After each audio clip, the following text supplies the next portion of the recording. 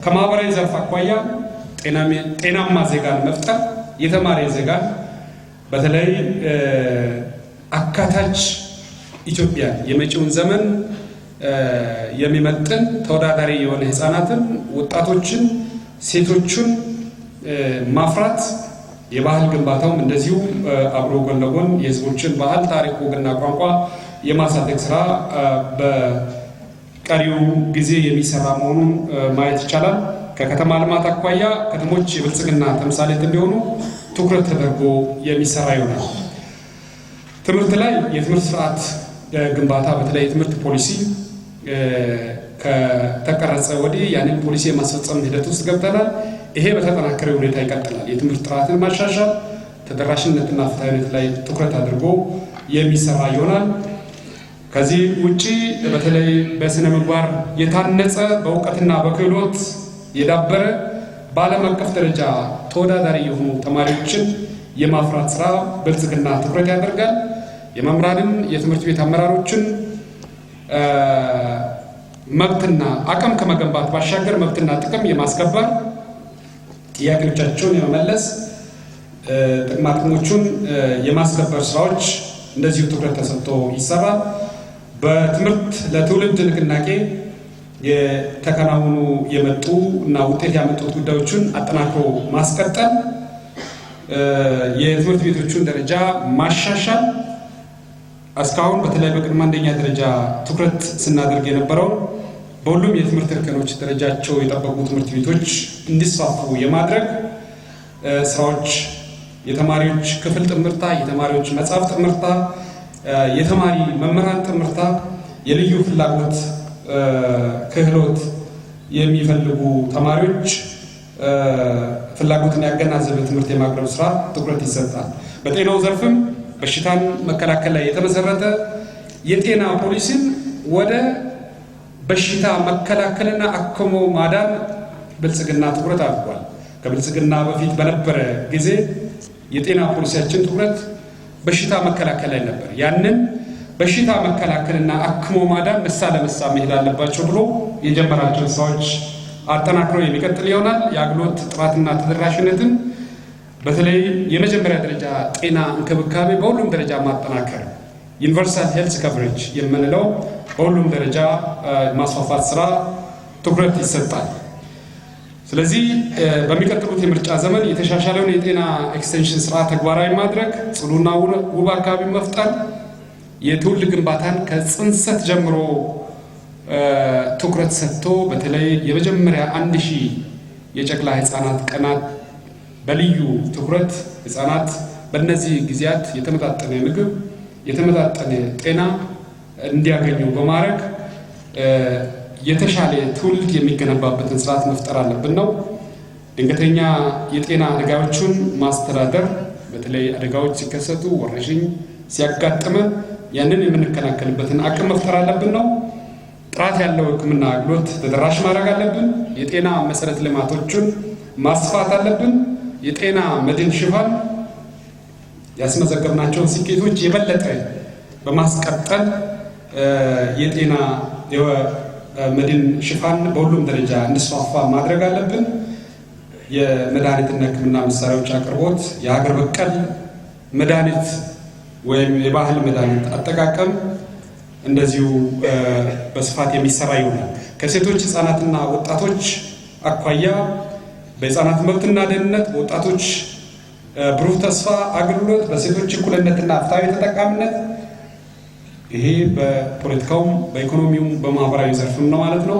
እንደዚሁም ተጋላጭ የሆኑ ወገኖችን የማህበራዊ ዋስትና ማቅረብ ስራ ትኩረት ተሰጥቶ የሚሰራ ይሆናል። ሌላው የማህበራዊ ዘርፍ ተግባር ከባህል ስፖርትና ቅርስ አኳያ ነው። ፓርቲያችን ብልጽግና የሚመራት ሀገራችን ኢትዮጵያ የብዝሃ ሀብት ባለቤት ናት። ብሔራዊ ሀገር ናት። የተለያዩ ባህል የደመቀች፣ በተለያዩ ቋንቋ ሀብት የላቀች፣ የተለያዩ ድንቅ ሴቶች በየአካባቢው ያሏት ሀገር ናት። እነዚህን ሀብቶቹን የምንንከባከብበት፣ የምንጠብቅበት፣ የምናሳድግበት ትልቅ ትኩረት ተሰጥቶ የሚሰራ ይሆናል። በተለይ በስነ ጥበቡ በስፖርቱ ከአካባቢና ሀገራዊ ፋይዳ አልፎ ይሄ የዓለም ትኩረት እንዲያገኝ ማድረግ አለብን ነው። በስተመጨረሻ በዲፕሎማሲው ዘንድ ሰውን ማዕከል ያደረገ ብሔራዊ ደህንነት ነው። ፓርቲያችን በተለይ ለዜጎች ትኩረት ይሰጣል። ሰው ተኮር ነው ብለናል። በተለያዩ የዓለም ሀገራት የሚገኙ ኢትዮጵያውያን መብታቸው፣ ደህንነታቸው ተጠብቆ እንዲኖር የዜጎችን መብት የሚያስጠብቅ የሚያስከብር የውጭ ዲፕሎማሲ መከተል አለብን ነው። ሁለተኛው በሁለቱ ውሃዎች መካከል ትስስርና ትብብር እንዲኖር ለማድረግ ብልጽግና ይሰራል። ይሄም በተለይ የአባይን ወንዝ እና የቀይ ባህርን የሚመለከቱ ጉዳዮች ናቸው። ዛሬ በመጀመሪያው ሙዚቃ ሻምበል አስራት በወኔ አንድ መልእክት ሲያስተላልፉ ነበር። ምናልባት በዘፈን መሃል ገና ይቀራል እያለ ሲጫወት ነበርና እሳቸው እዛው አስመራ ኢትዮጵያ ኖሮ ቤት ዘመድ አፍርቶ አካባቢውን በደንብ ለይቶ የመጡና ያንን አካባቢ በደንብ የሚያውቁ ስለሆነ ሞራላቸው በጨዋታ መሃል ብቅ ብሎ ሲያበረታቱ ነበርና ይሄ ማበረታቻ ሁላችንም ውስጥ የሚጸና ወደፊትም የሚቀጥል ይሆናል። ስለዚህ በአባይ ውሃ ላይ መብታችን ባስከበር ነው ልክ በቀይ ባህር ላይ ጥቅምና መብታችን እንዲከበር ዲፕሎማሲያችን ትኩረት አድርጎ ይሰራል። ቀጠናዊ ሰላምና ኢኮኖሚያዊ ትብብርን ያበረታታል። ኢትዮጵያ ከሁሉም ጎረቤት ሀገራት ጋር በሰላም መኖር ነው፣ በህብረት በትብብር መኖር ነው። ሌላ ሀገርን መውረር አትፈልግም። ሌላ ሀገርን ያለ አግባብ መጫን አትፈልግም። ነገር ግን አልፎ የሚመጡትን ደግሞ ከመመከትና መብቷና ጥቅሟን ከማስጠበቅ ወደኋላ አትልም። ስለዚህ ትኩረታችን በሰላም በቀጠናው ውስጥ ሰላም እንዲሰፍን ማድረግ ነው። በኢኮኖሚ መተሳሰር ነው። በኃይል አማራጭ፣ በውሃ፣ በመንገድ ከተለያዩ ጎረቤት ሀገሮቻችን ጋር በተለያየ አጋጣሚ እየሰራን ነው ያለነው። ይህንን አጠናክሮ መሄድ ነው። በንግዱ የተጀመሩ ስራዎች ተጠናክሮ የሚቀጥሉ ይሆናል።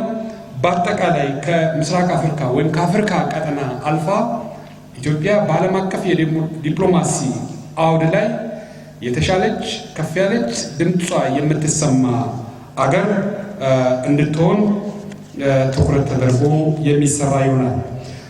ሳጠቃልል ብልጽግና ፓርቲ የምርጫ ምልክታችን የስንዴ ነዶ ነው። የስንዴ ነዶ አብሮነትን፣ አንድነትን፣ ጥንካሬን፣ ህብረትን የሚገልጽ ነው። የመደመርና የትብብር ምልክት ነው። በሌላ መልኩ የምግብ ሉዓላዊነትን የምናረጋግጥበት፣ ምርታማነትን የምናወሳበት፣ የምናሳድግበት ምልክታችን ነው። ከዚህም አልፎ በስንዴ አብዮት በማካሄድ ባለፉት 4-5 ዓመታት በሰራናቸው ስራዎች በዓለም አቀፍ ደረጃ እውቅና ያገኝንበት፣ በሀገር አቀፍ ደረጃም ደግሞ የምግብ ሉዓላዊነታችን አረጋግጠን ከተረጅነት ለመላቀቅ ትልቅ እምርታዊ ለውጥ ወይም እድገት ያሳየንበት አርማችን ምልክታችን ስለሆነ የስንዴ ነዶ የብልጽግና ፓርቲ የምርጫ ምልክታችን ነው። ስንዴ ነዶን ይምረጡ፣ ብልጽግናን ይምረጡ የሚል ነው። አመሰግናለሁ።